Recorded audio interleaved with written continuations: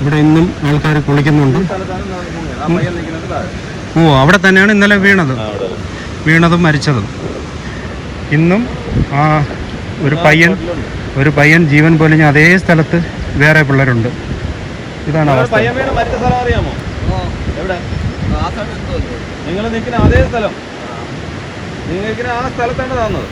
നെയ്യാറ്റിൻകര ഈരാറ്റിൻപുറത്ത് നെയ്യാറിൽ കുളിക്കാനിറങ്ങിയ +2 വിദ്യാർത്ഥി കയത്തിൽ മുങ്ങിയ വാർത്ത നാം കേട്ടു. ദീർഘനേരത്തെ ഫയർഫോഴ്സിന്റെയും സ്കൂബ ടീമിന്റെയും നാട്ടുകാരുടെയും തെരച്ചിലിനൊടുവിലാണ് മൃതദേഹം കണ്ടെത്തുന്നത്. ഇന്ന് നമ്മൾ ആ സ്ഥലത്തേക്കാണ് വന്നത്. മരണം ഒളിപ്പിച്ച് കുട്ടികളെ കാത്തിരിക്കുന്ന അപകടങ്ങൾ നിറഞ്ഞ ഒരു ഭൂമികയിലേക്ക്. ഇവിടെ വന്ന് വീഴുന്നതും മരിച്ചു പോകുന്നതുമായിട്ടുള്ള എണ്ണമെടുത്താൽ ഞെട്ടിപ്പോകുന്ന കണക്കുകളാണ് ഇതുവരെ ഉള്ളത്. ഇന്നലെ ആയിരുന്നു നാടിനെ ഒന്നാകെ സങ്കടത്തിലാക്കിയ ഈ ഒരു ദുരന്തം നടക്കുന്നത്. കാട്ടാക്കട തൂങ്ങാമ്പാറ പവിത്രത്തിൽ അനിൽകുമാർ രജനി ദമ്പതികളുടെ 18 വയസ്സുള്ള അഭിനവ് എന്ന മകനെയാണ് ഈ കയം കവർന്നെടുത്തത്.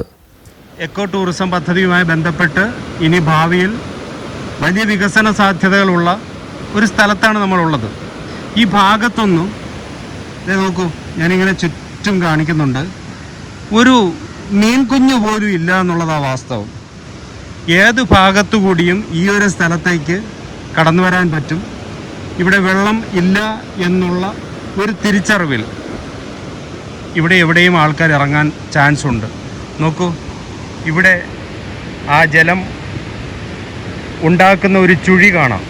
ഭയങ്കര വലിയ ആഴമുള്ള ഒരു സ്ഥലമാണ്.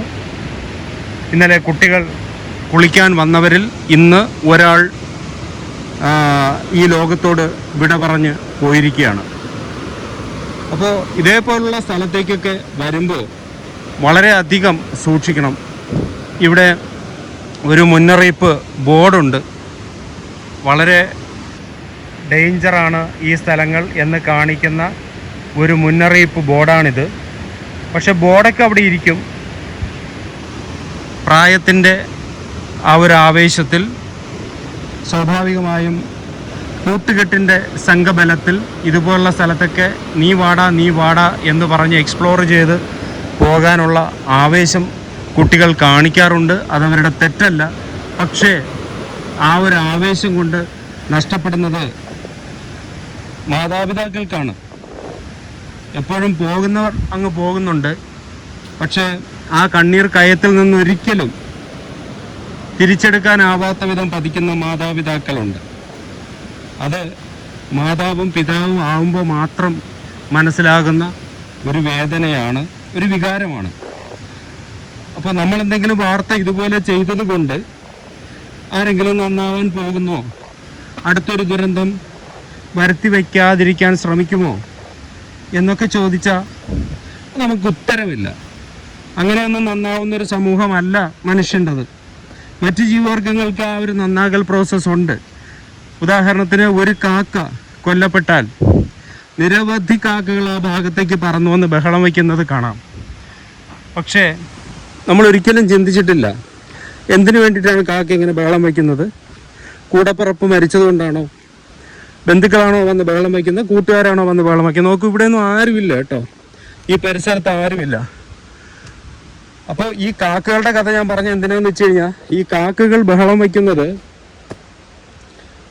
ഇനി ഒരു ആക്സിഡൻറ്റ്, അപകടം അവരിലെ ഒരാൾക്ക് സംഭവിക്കരുത് എന്നതുകൊണ്ട് അവരതിൻ്റെ കാരണം തേടുകയാണ് എന്നാണ് പറയുന്നത്. അതായത് അത് അപകട കാരണം എന്ത്, അവർക്ക് എതിരെ ഏതെങ്കിലും പ്രൊഡക്റ്റേഴ്സ് ഉണ്ടോ, മനുഷ്യരാണോ കൊന്നത്, കറണ്ടടിച്ച് കൊല്ലപ്പെട്ടോ, ഇങ്ങനെയുള്ളൊരു സ്റ്റഡി നടത്തുകയാണ് അവർ, ആൾക്കൂട്ടം ഒരുമിച്ച് കൂടി എന്നാണ് പറയുന്നത്. പക്ഷെ നമ്മൾ മനുഷ്യരും ഒരു സംഭവം ഉണ്ടായിക്കഴിഞ്ഞാൽ അതിൽ നിന്നൊന്നും പഠിക്കത്തില്ല. ഒരാൾ ഇന്നലെ പോയി, വേറൊരാൾ ഇന്ന് അതേ സ്ഥലത്തേക്ക് എത്തും. അപ്പോൾ പഠിക്കാൻ മനസ്സില്ലാത്ത ഒരു ജീവവർഗമാണ്, മേ ബി ജന്തുവർഗം എന്ന് പറയാം, ഈ മനുഷ്യരെന്ന് പറയുന്നത്. ഹോമോസാപ്പിയൻസ്, സാപ്പിയൻസിൽ തുടങ്ങിയ മനുഷ്യവർഗം. പിന്നെ അവർ സ്വയം പറയാറുണ്ട്, എന്താണ്, ചില ചലഞ്ചസൊക്കെ ഏറ്റെടുത്തില്ലെങ്കിൽ പിന്നെ ജീവിതത്തിന് എന്ത് ത്രില്ലാണെന്ന്. ശരിയാണ്, ചലഞ്ചസ് ഏറ്റെടുക്കാത്തവർ വിജയിച്ചില്ലല്ലോ എന്നൊക്കെ പറഞ്ഞു വയ്ക്കാറുണ്ട്. നോക്കൂ, ജനറലായിട്ട് നമ്മൾ പറയുന്ന കാര്യങ്ങളൊന്നും ഓരോ വ്യക്തികൾക്കും ബാധകമായ സംഗതിയൊന്നും അല്ല കേട്ടോ. അതൊരു ജനറൽ സംഭവമാണ്. അതിനെ ആ രീതിയിൽ തന്നെ എടുക്കുക. ഞാനിവിടെ ഉടനീളം ഇങ്ങനെ നടക്കുന്നത്, ഇന്നലെ ഇവിടെയൊക്കെ നല്ല തിരക്കായിരുന്നു. ഫയർഫോഴ്സ്, സ്ക്യൂബ ഡൈവേഴ്സ്, പോലീസുകാർ, നഷ്ടപ്പെട്ട കുഞ്ഞുങ്ങളെ നഷ്ടപ്പെട്ട ആൾക്കാരുടെ ബന്ധുക്കൾ, കൂട്ടുകാർ, അങ്ങനെ. ഇന്ന് യാതൊരു തിരക്കുമില്ല. ഇന്ന് തിരക്ക് മുഴുവനുള്ളത് എവിടെയെന്ന് ചോദിച്ചു കഴിഞ്ഞാൽ ആ ജീവൻ പൊലിഞ്ഞു പോയ കുട്ടിയുടെ വീട്ടിലാണ്. ഇന്ന് അവനില്ല. പക്ഷെ അവനില്ല എങ്കിലും അവൻ്റെ പേര് പറഞ്ഞ് അവിടെ വലിയ തിരക്കുണ്ട്. ഇവിടെയൊക്കെ നിന്ന് ഫോട്ടോസ് എടുക്കാറുണ്ട്. നോക്കൂ, ഞാനങ്ങോട്ട് ഇറങ്ങുന്നില്ല. കുറഞ്ഞ പക്ഷം എന്തെങ്കിലും സംഭവിച്ചു കഴിഞ്ഞാൽ കരയാനെങ്കിലും ഈ ലോകത്ത് ഒരാളെങ്കിലും ഉള്ളവരെ ഇതുപോലുള്ള സ്ഥലത്ത് ഇറങ്ങാവൂ എന്ന് ഞാൻ പറയും.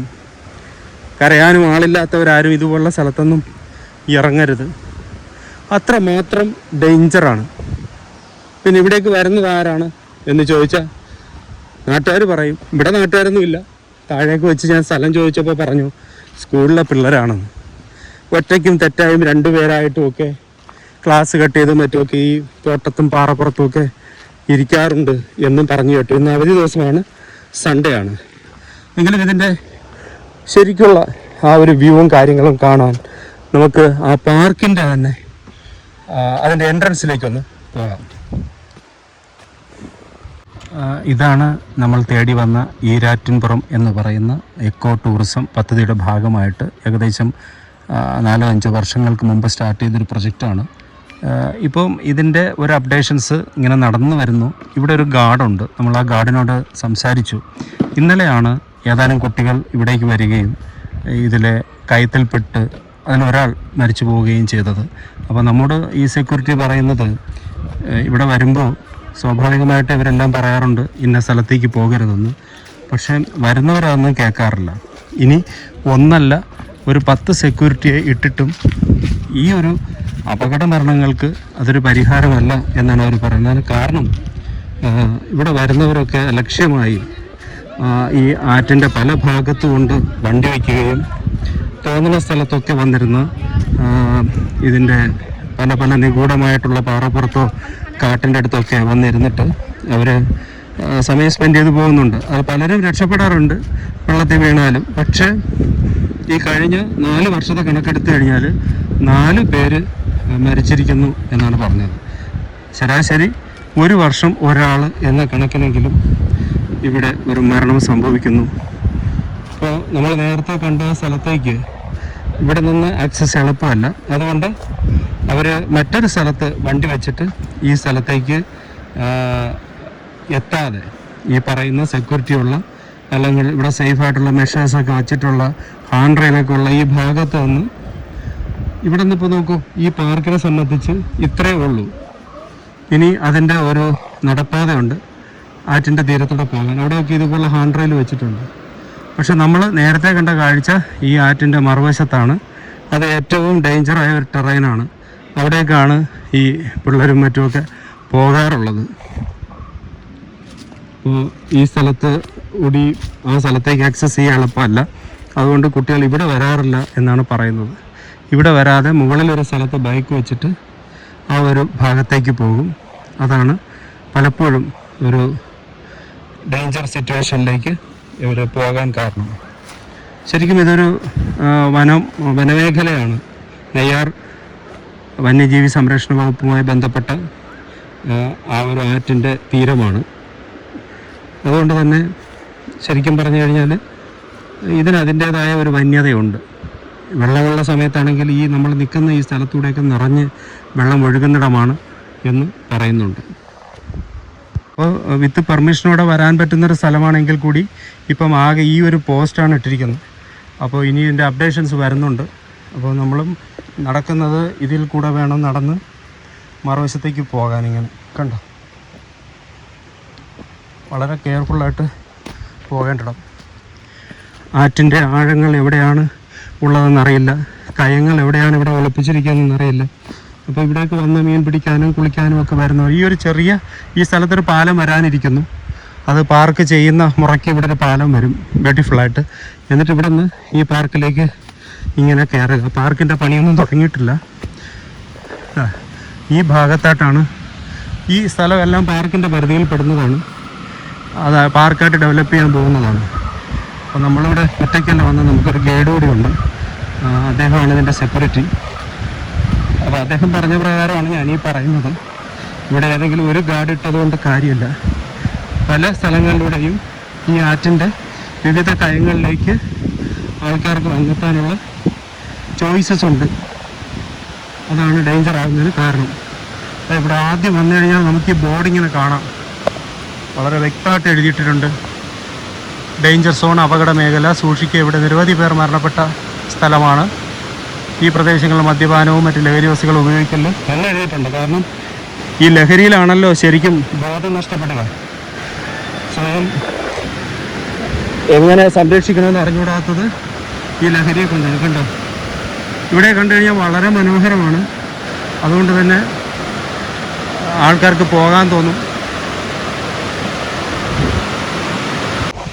നമ്മൾ മറുവശത്തോടെ വന്നപ്പോൾ കണ്ട ഒരു സ്ഥലമുണ്ടല്ലോ, പിള്ളേർ വീണ സ്ഥലം, മിക്കവാറും വന്ന് വീഴുന്ന സ്ഥലം, അവിടേക്കാണ് നമ്മളിപ്പോൾ പോകുന്നത്.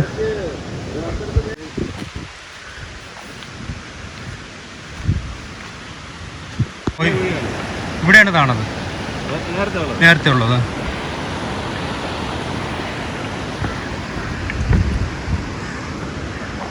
ഇവിടെ വരരുത്, ഈ ഭാഗത്ത് ഇറങ്ങരുതെന്ന് സൂചന നൽകി വിടുന്ന കുട്ടികൾ അവർ പ്രോപ്പറായിട്ട് അത് ശ്രദ്ധിച്ച് കേട്ട് കാര്യങ്ങൾ മനസ്സിലാക്കിയിട്ട് ഇവിടെ തന്നെ വന്നിറങ്ങും എന്നുള്ളതാണ്. ഈ കാണുന്ന ഭാഗം വലിയ കയമാണ്. ഇവിടെ നിന്ന് പോയ ഡെഡ് ബോഡി അങ്ങ് താഴെ പാറയുടെ അടിയിലേക്ക് പോയിട്ട് 9ാമത്തെ ദിവസമേ കിട്ടിയിട്ടുള്ളൂ. കാരണം പാറയിൽ തട്ടി പൊങ്ങിക്കിടന്നു.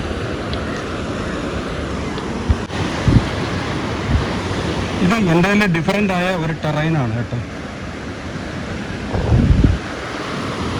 നോക്കൂ, ചിന്തിക്കാൻ പോലും പറ്റില്ല.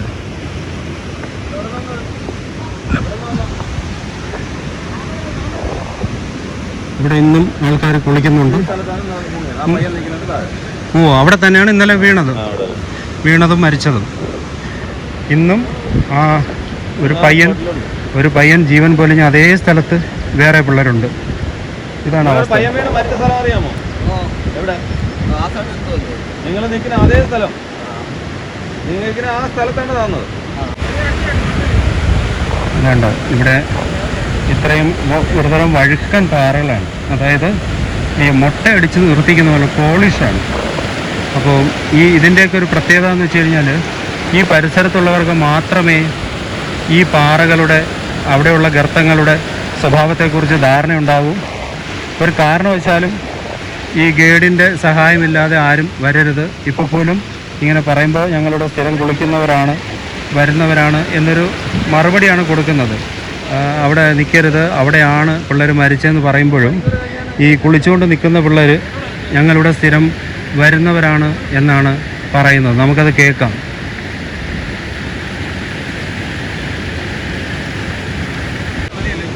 ഇവിടെ നിന്ന് ഒഴുകി അങ്ങ് പോകാൻ അപ്പോഴവസരം വെള്ളം ഉണ്ടായിരുന്നായിരിക്കും. രക്ഷപ്പെടില്ല. കാരണം ഇപ്പോൾ ഈ പാറ വിസിബിളാണ്. വെള്ളമുള്ളപ്പോൾ ഈ പാറയൊന്നും വിസിബിൾ അല്ല. അതെ അതാ കാര്യം. ഇപ്പോൾ കാണുന്ന ഈ പാറയുടെ ഈ ഒരു സ്ട്രക്ചർ നമുക്ക് കാണാനേ പറ്റില്ല. വെള്ളം നിറഞ്ഞൊഴുകുന്നൊരു സ്ഥലമാണ് ഇവിടം. പാറയൊന്നും വിസിബിൾ അല്ല. ഇപ്പോൾ കണ്ടോ എന്തുമാത്രം ഡേഞ്ചറാണ് എന്ന്.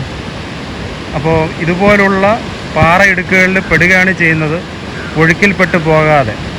ശരിക്കും മിക്സിയിൽ അടിച്ചതുപോലെയാണ് താഴെ ആ ഒരു ഡെഡ് ബോഡി അന്ന് എത്തിയത്.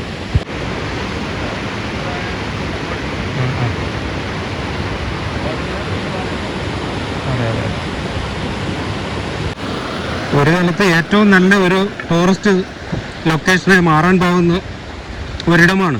പക്ഷെ ഒരുപാട് ശ്രദ്ധ വേണം. നോക്കൂ, ഇത് കഴിച്ചിട്ടുണ്ടോ? നിറയെ കാഴ്ച കിടക്കുന്നു. അപ്പോൾ ആരും എങ്ങോട്ടും വരണ്ട എന്ന് നമുക്ക് പറയാൻ അവകാശമില്ല. വരുന്നവർ വളരെയധികം ശ്രദ്ധിക്കുക. ആ സ്ഥലം അറിഞ്ഞതിന് ശേഷം മാത്രം അവിടേക്ക് ചെല്ലുക. നാട്ടുകാരുടെ ഏതെങ്കിലും തരത്തിലുള്ള നിർദ്ദേശത്തെ ഗൈഡിൻ്റെ അഡ്വൈസിനെയൊക്കെ വാങ്ങിയിട്ട് വേണം അത്തരം സ്ഥലങ്ങളിലേക്കൊക്കെ പോകാൻ. ഇവിടെ Kattakada PR William higher secondary സ്കൂളിൻ്റെ പൊതു അങ്കണത്തിൽ ഇപ്പോൾ അഭിനവിൻ്റെ ഭൗതിക ശരീരം ദർശനത്തിനായി വച്ചിരിക്കുകയാണ്. ഇവിടെ നിന്ന് ഉടൻ തന്നെ തൂങ്ങാമ്പാറയിലുള്ള വീട്ടിലേക്ക് കൊണ്ടുപോകും എന്നും അറിയുന്നുണ്ട്.